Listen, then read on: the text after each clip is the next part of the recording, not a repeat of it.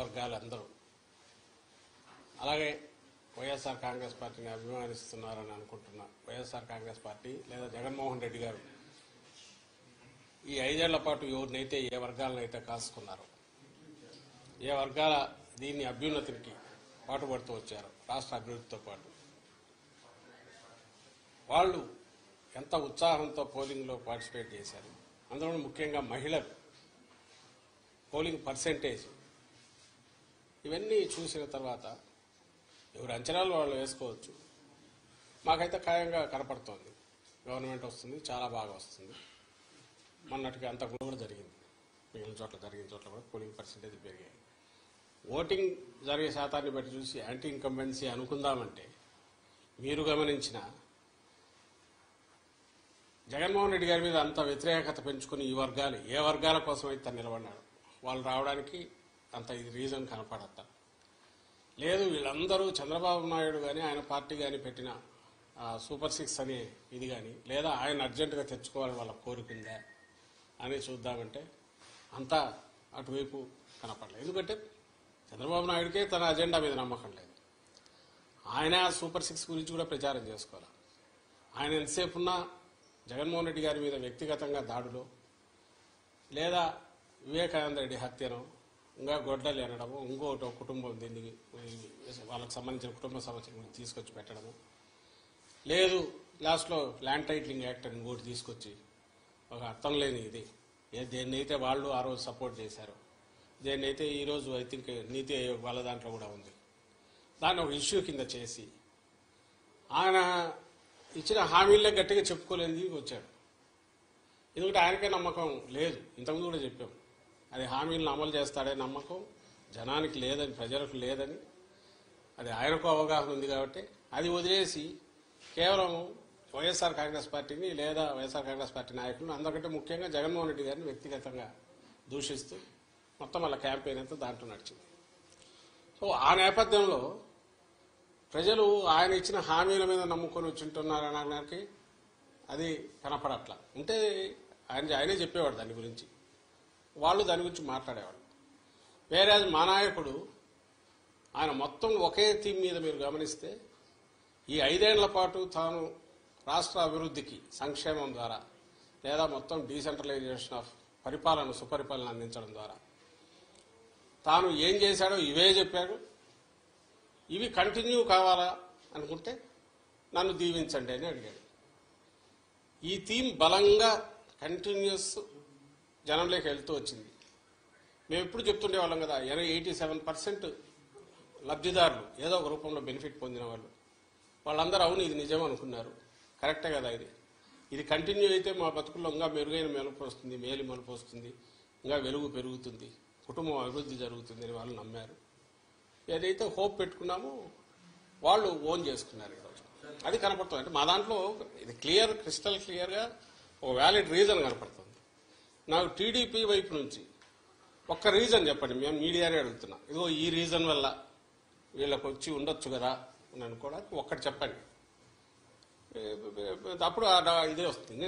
అయినా సరే వాళ్ళు బింకంగా ఏదన్నా అనుకుంటే ఆయన చంద్రబాబు నాయుడు గారిని చూస్తే మీకే తెలుస్తుంది. ఆయన ఈ మధ్య మామూలుగా అయితే ఆయన బయటికి రాగానే ఎన్నికలు రాగానే 2000 చూపించి విక్టరీ సింబల్ ఏదో చూపించాల్సిన ఆయన అది చేయట్లా. ఆయనకు ఎవరు డౌట్ వాళ్ళకు తెలుస్తోంది. It is well return on the wall. రేపు June 4th దీంట్లో కౌంటింగ్లో రాబోతోంది. అది దానికి సరైన కారణం ఉంది.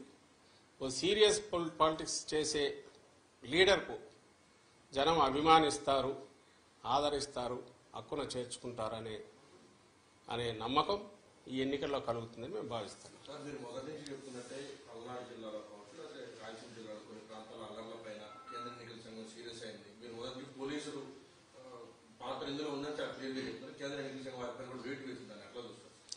దానికంటే ఇప్పుడు పురంధేశ్వరి గారు కూడా కొంతమంది అధికారులు మార్చమన్నారు. ఎక్కడైతే అధికారులు మార్చిన దగ్గర ఇటువంటి ఘటనలన్నీ కూడా దాన్ని ఎలా చూస్తారు? ఇప్పుడు మీరే గమనిస్తే ఈరోజు చూశాను, నాకు ఈనాడు బ్యానర్ హెడ్ ఐ థింక్ సరిగ్గా లాస్ట్ మంత్ ఎప్పుడైతే అందరినీ బదిలీ చేసినప్పుడు లేదా వాళ్ళ మీద యాక్షన్ తీసుకోవాలని చేసి బదిలీ చేసి మార్చినప్పుడు ఎస్పీలు కానీ కలెక్టర్లను కానీ ఈడ్చి పారేసిన ఈసీ అని ఒక పెద్ద బ్యానర్ హెడ్డింగ్ పెట్టి వేశారు.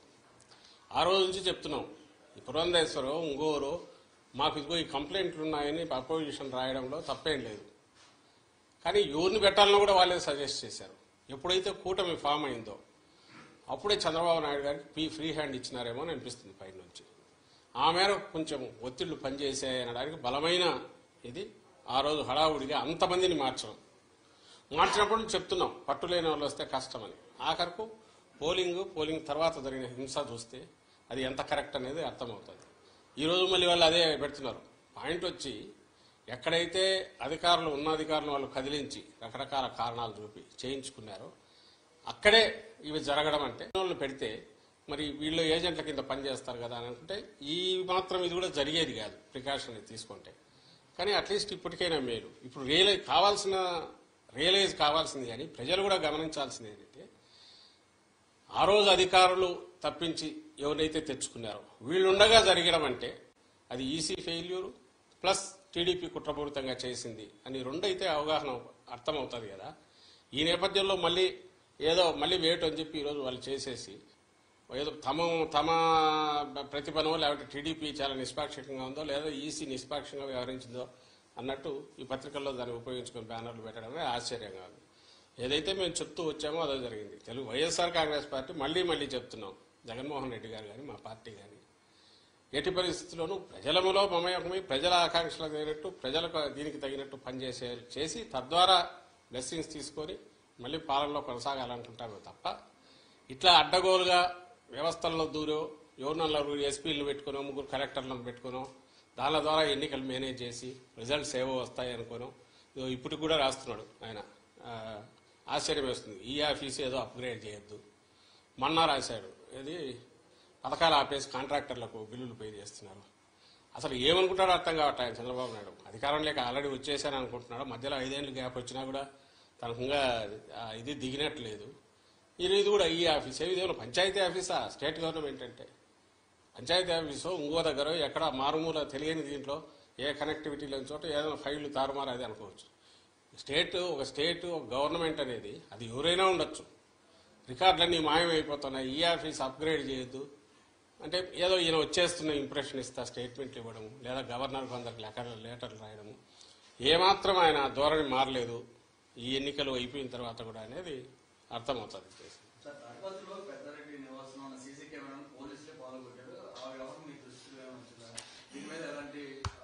అది అన్యాయమైన ఇది. సీసీ కెమెరాలు అనేవి అది వీళ్ళు చేసిన పనే. వాళ్ళకి కావాల్సిన వాళ్ళని వీళ్ళని తీసుకొచ్చో అక్కడ పెట్టుకొని దౌర్జన్యానికి దిగి హింసాకాండ క్రియేట్ చేసి భయోత్పాతం క్రియేట్ చేయడము, దాంట్లో నుంచి ఏదైనా లాభం పొందాలని చూడడం ఏదైతే ముందు నుంచి టీడీపీ నేచర్ ఉందో ఇక్కడ కూడా అదే కనపడుతుంది. సీసీ కెమెరాలు ఉండేదే ఎవరైనా నేరం ఏదైనా జరిగితే దాన్ని పట్టుకోవడానికి ఉపయోగపడాల్సినవి. పోలీసులు పోయి దాన్ని పగలగొట్టడం అంటే ఇంకా అంతకంటే ఘోరం ఏమైనా ఉంటుందా? దాని మీద ఈసీకి మళ్ళీ కంప్లైంట్ పెడుతున్నాము, ఇది చేస్తాం. కానీ ఈ మొత్తం ఈ 10-15 ఈ మన ఎన్నికలు అయినప్పటి నుంచి జరుగుతున్నవి చూస్తే మాత్రం టార్గెటెడ్గా తెలుగుదేశం పార్టీ ఈ ఎలక్షన్ కమిషన్లో తనకు మేము చెప్తున్నాము. ప్లస్ అన్నిటికంటే ఇదేంటే ఎవరు మన తెలుగుదేశం పార్టీ కూడా ఆ రోజు సపోర్ట్ చేసింది. అది కూడా మేము తెచ్చి చూపించాము. అయినా సరే దాని మీద అడ్డగోలుగా అది ఇంకా ప్రపంచం బద్దలైపోతుంది, తలకిందులు అవుతోంది, ఆస్తులు ఎవరివి ఎక్కడా ఉండవని అంతవరకు తీసుకెళ్లి వాళ్ళ ఆఖరు చేసిన డ్రామాలన్నీ నాకు తెలియగలుగుతాను. మళ్ళీ ఈరోజు దాని గురించి మాట్లాడట్లా అయిపోయింది వాళ్ళ పని. దాని పని దాంట్లో 2 తెలుస్తాయి. నేను ఇంతకుముందు అన్నట్టు వాళ్ళు ఇచ్చిన ప్రామిసుల మీద వాళ్ళకి నమ్మకం లేదు. వాళ్ళను జనం తెలుగుదేశం పార్టీని నమ్ముతున్నారనే నమ్మకం కూడా వాళ్ళకి లేదు. బెదరగొట్టడం ద్వారా ఏదో చేయాలని, భయపెట్టడం ద్వారా ఏదో జరగబోతుంది చేయాలని ల్యాండ్ టైటిలింగ్ యాక్ట్ అనేది అది వచ్చేసింది. అది వస్తే మీ బతుకులన్నీ ఇదైపోతాయి, మీ ఆస్తులు మీవి కాదని ప్రచారం చేయాలని చూశారు. ఆ నెగిటివ్ దాంట్లో పడి వాళ్ళు కొట్టుకుపోయినారు. దాని రిజల్ట్ ఏదైనా ఉంది అంటే అది తెలుగుదేశం పార్టీకి నష్టం జరిగింది అనేది పోలింగ్ చూస్తే అర్థమవుతుంది. ఈరోజు ఆఖరికి అర్థమైందిగా. అంటే నీతి ఆయోగ్ వాళ్ళే ఆర్టీఐ యాక్ట్ కింద ఎవరో పెడితే క్లారిఫికేషన్ ఇస్తే దాన్ని వాళ్ళు కూడా మేము సపోర్ట్ చేస్తున్నాం మంచి ఇదని వాళ్ళు అన్నారు. ఇది రియాలిటీ వాస్తవం ఏదంటే 5 ఏళ్లు బ్రహ్మాండంగా ప్రజలను రాష్ట్రాన్ని కాసుకోవడము, రాష్ట్ర అభివృద్ధికి కానీ సంక్షేమానికి కానీ కట్టుబడి ఉండడము, ఏది చేసినా ప్లెయిన్గా ఉండడము, దిక్కుమాలిన కుట్రలో కుతంత్రాలో ఇలాంటివి చేయకుండా ఉండడము ఇది జగన్మోహన్ రెడ్డి గారి లక్షణం. చంద్రబాబు నాయుడు ఏమో దానికి పూర్తి రివర్స్. ఆయన ఏది చేసినా దాన్ని ఓ పీక్కు తీసుకెళ్లి గోబెల్స్ తరహాలో ఒక అబద్ధాన్ని పదే పదే చెప్పి అది నిజమని నమ్మించి ఆ ప్రాసెస్లో తను బయటపడాలనుకుంటాడు. బయటపడడం కాదు, మునుగుతాడని ప్రతిసారి రుజువు అవుతున్నా కూడా ఆయన అదే ప్రయత్నం చేస్తాడు.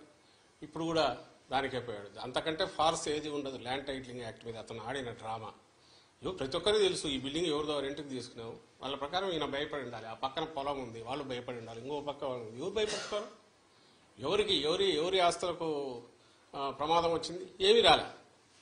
అయినా సరే ఈయన క్రియేట్ చేసిన ఒక ఫాల్స్ దీన్ని అబద్ధాన్ని పదే చెప్పేసి రాష్ట్రం అంతా అతరాకుతరం అయిపోతున్న ఇంప్రెషన్ తీసుకొచ్చి ఆ దీంట్లో జరిగింది ఏదే అంటే తనే కొట్టుకుపోయినాడు. అది రేపు June 4th తెలుస్తుంది. ఇలాంటి ఫార్సికల్ దీనివల్ల ఇంకో దాని వల్ల ఏం కాదు అని ప్రజలకు ఏదన్నా కావాలంటే సీరియస్ పాలిటిక్స్ చేస్తేనే వాళ్ళ ఆ పాలిటిక్స్ చేసిన వాళ్ళకి కానీ ఆ పార్టీకి కానీ జనం బ్లెస్సింగ్స్ ఉంటాయి. ప్రజలకు కావాల్సింది కూడా అలాంటిదే తప్ప ఇలాంటి పబ్లిసిటీ ఏమంటారు, దాన్ని ఏమంటారు, మీడియా చేతిలో ఉందనో మౌత్ పబ్లిసిటీ దీని ద్వారానో కేవలం అబద్ధాలు ప్రచారం చేయడం ద్వారా ఎలాంటి ఇది ఉండబోదు, ప్రయోజనం ఉండబోదని ఈ ఎన్నికల్లో అది కూడా ఒకటి రుజువు అవుతుంది. రేపు June 4 మీరు ఫలితాలు చూసినప్పుడు తెలుస్తుంది. సార్, ఇప్పటికే సిట్ని నియమించారు. ఇంకా కౌంటింగ్ ప్రక్రియ సజావుగా సాగాలంటే మరికొంత పోలీసులు కూడా బదిలీ చేయాలని కూడా నిన్న కూడినట్లు తెలుసు. మంత్రులు కూడా ఇది ఉంది. ఇప్పుడు ఒకటి సిస్టంలో మేము అనుకుంటుంది అన్నిటికంటే ముఖ్యంగా పోలీస్ అబ్జర్వర్ తప్పించాలి. ఈసీ తరఫున ఎవరైతే ఉన్నాడో రిటైర్డ్ అధికారి అతనికి ఏ బాధ్యత లేదు, వచ్చి అందరినీ అడ్డంగా కంట్రోల్ చేసే దీపక్ మిశ్రా పేరు ఏదో ఉంది చేయాలని చూస్తున్నాడు. దానివల్ల కొంతమంది అటు లీనింగ్స్ ఉన్న వాళ్ళు లేదా వాళ్ళ కుట్రల్లో పార్ట్ అయిన వాళ్ళు కొంతమంది ఉండొచ్చు అధికార వ్యవస్థలో, కొంతమంది రికార్డులో ఏం రాస్తారో పై నుంచి ఎలక్షన్ కమిషన్ పరిధిలో ఉంది రేపు కౌంటింగ్ అయ్యేంతవరకు కాబట్టి కోడ్ ఉన్నంతవరకు అనే భయంతో కూడా వాళ్ళ దీనికి లొంగి చేయొచ్చు. కాబట్టి అందరు అధికారులను కేవలం ఎలక్షన్ కమిషన్ పరిధిలో ఉంది కాబట్టి అధికార యంత్రాంగం అంతా అట్లా ఉందని మేమైతే అనం. అదేదో ఎందుకంటే చూసాము 5 ఏళ్ళు ఇది ఇటాల్ రౌతు కొద్ది గుర్రం అన్నట్టు ఎవరు కంట్రోల్ చేస్తున్నారో, ఎవరైతే పైన ఉంటారో వాళ్ళ మీద కంట్రోల్ చేసేవాళ్ళు దానికి తగినట్టు బ్యూరోక్రసీ పనిచేస్తుంది. చిన్నవి పొలిటికల్ ఉండేవాళ్ళు కొంతమంది ఉండొచ్చు. అయితే దాన్ని ఆసరా చేసుకుని ఎలక్షన్ కమిషన్ పరిధిలో ఉంది కాబట్టి తెలుగుదేశం పార్టీ కొంతమంది వాళ్ళ ఏజెంట్లు లాంటి వాళ్ళను వాళ్ళకు లొంగినంలో పెట్టుకుని కొంతమంది ఈ ప్రాసెస్లో వీళ్లతో గొడవ ఎందుకో ఎలక్షన్ కమిషన్ ఏం రిమార్క్స్ రాస్తుందని భయపడి కొంతమంది అధికారులు కూడా దానికి ఇచ్చేసింది. మాకు కావాల్సిందల్లా ఏంటంటే ఒక ఫేజ్ అయిపోయింది. వైఎస్ఆర్సీపీకి సంబంధించినంత వరకు పీస్ఫుల్ ఎలక్షన్స్ పోలింగ్ అండ్ పీస్ఫుల్గా అన్నీ జరిగితే అంటే అడ్వాంటేజ్. ఎందుకంటే మేము స్ట్రైట్ పాలిటిక్స్ ప్లే చేసేవారు, కుట్రలు తెలియదు, ఓపెన్గా ఉంటాం పార్టీ యాజ్ సచ్. ఎందుకంటే లీడర్ అట్లా ఉంటాడు కాబట్టి దాపరికాలు ఉండవు. ఒకటే లైన్ ఏదన్నా ఉంటే అది చెప్తారు, చెప్పిందే చేస్తారు.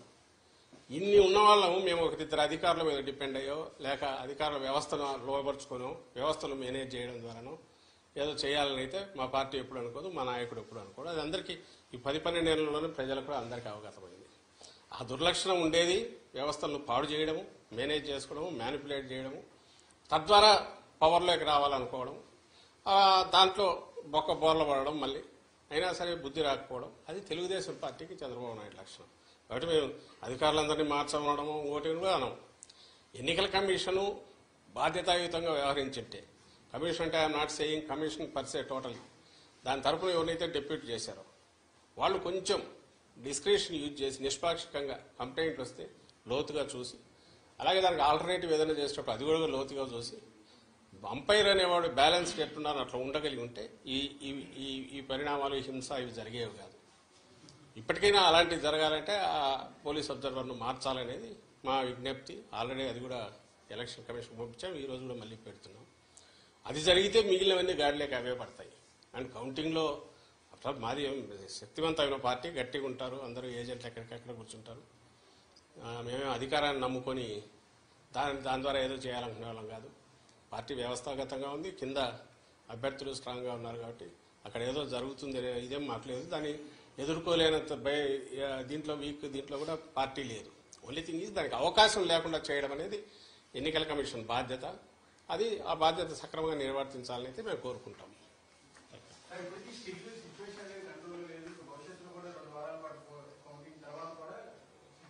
కంట్రోల్ చేయడానికి సెషన్ బాగా పంపించారు.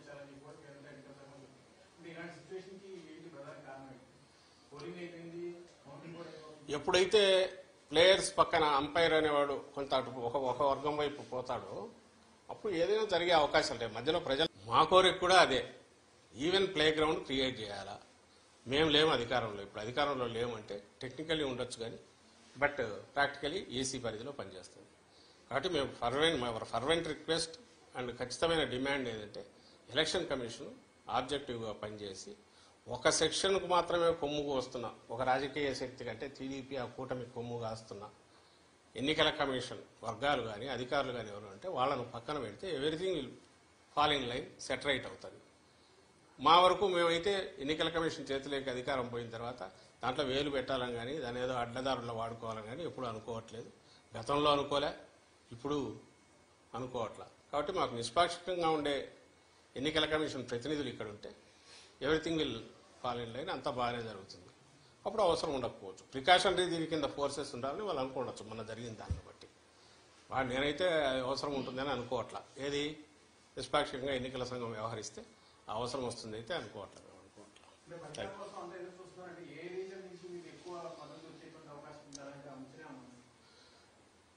చెప్పాం కదా, కుప్పం నుంచి ఇచ్చాపురం వరకు మొత్తం జగన్మోహన్ రెడ్డి గారి పాలనలో ఏ కాన్స్టిట్యుయెన్సీలో ఏ నియోజకవర్గంలో ప్రయోజనం అందలేదో చెప్పండి. ఒకవేళ క్యాస్ట్ పరంగా పలానా క్యాస్ట్కి అందలేదని చెప్పండి, లేదా ప్రాంతం వైజ్ పలానా ప్రాంతంలో అందలేదని చెప్పండి. లేదు కదా, యూనిఫామ్గా సాచురేషన్ బేసిస్ మీద కింది నుంచి పై వరకు ఉత్తరాంధ్ర లాస్ట్ ఇచ్చాపురం వరకు అందరికీ ఒకే యార్డ్ స్టిక్తో ఒకే కొలమానంతో అన్ని ప్రయోజనాలు అందాయి. అన్ని ప్రాంతాల్లో ఈ ప్రయోజనాలు అందుకున్న వాళ్ళు కానీ లేదా అడ్మినిస్ట్రేషన్ పరంగా కింది వరకు డోర్ టు డోర్ దీనికి అది డోర్ స్టెప్ అడ్మినిస్ట్రేషన్ తీసుకెళ్లడంలో కానీ యూనిఫామిటీ ఒకే రకంగా జరిగింది. కాబట్టి ఆదరణ కూడా అన్ని వైపుల నుంచి అదే రకంగా ఉంది, ఇంక్లూడింగ్ కుప్పంతో సహా. అక్కడ కూడా బలమైన మంచి దీంతో మా పార్టీ గెలవబోతుంది అనేది మాకు కనపడుతున్నది, ఇప్పుడు కనపడుతున్న సూచన.